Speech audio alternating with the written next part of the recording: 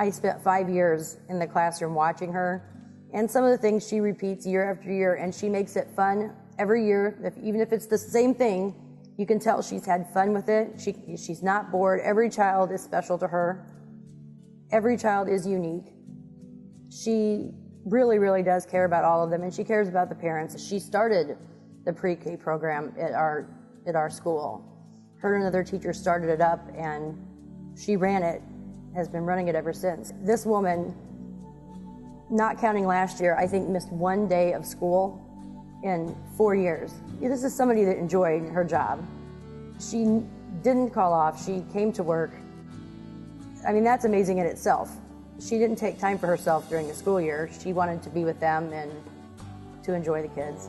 I taught at Gillespie Elementary in pre-kindergarten for 30 years. We were from a small rural town.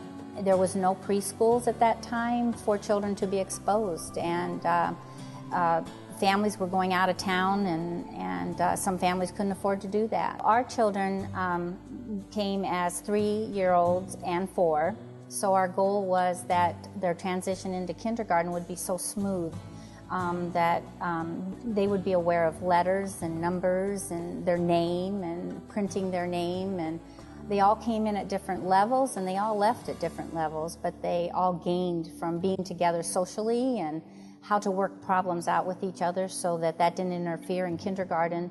One of the things that I really liked was she liked to do like family baking activities. We would put the chef's hat on the little kid, and we would put the apron on them, and we would work with them, and they would make their cookies. And what she tried to tell us was, you don't need to hurry. Let the kids have a good time baking and doing their projects. They don't have to be perfect. And another thing she did was rain walks, and there was 20 kids in each class. And she would make sure each of them had a pair of rain boots on, a raincoat, and an umbrella. And when there was a nice rainy day that was warm, she would take them all over town and through all the puddles, all 20 of them, through all the puddles they could find. It just helped to see her do these things so that you know not to be frustrated with your children. A lot of people have their own parents to look on to and ask questions to. And there's a lot of us that don't have family around here, don't have family, at all. And to be able to have went to the classroom and just kind of watched her do the things she did and kind of learn.